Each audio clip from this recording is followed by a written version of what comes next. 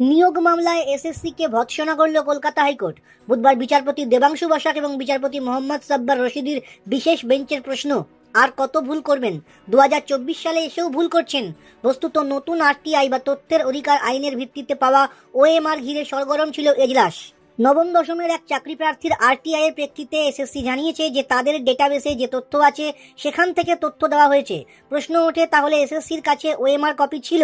বিচারপতি দেবাংশু বসাকের প্রশ্ন, এটা তো কোথাও কোনো আদালতে এসএসসি বলেনি।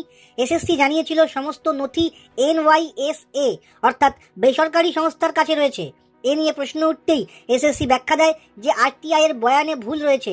তাদের আইনজীবী বলেন, সিবিআই এর কাছ থেকে আমরা যে ওএমআর এর স্ক্যান্ড কপি পেয়েছিলাম সেখান থেকেই এই চাকরি প্রার্থীকে ওএমআর দেওয়া হয়েছে, আর নম্বর আমাদের ডেটাবেসে ছিল, যার প্রেক্ষিতে আদালত প্রশ্ন করে, আর কত ভুল করবে এসএসসি?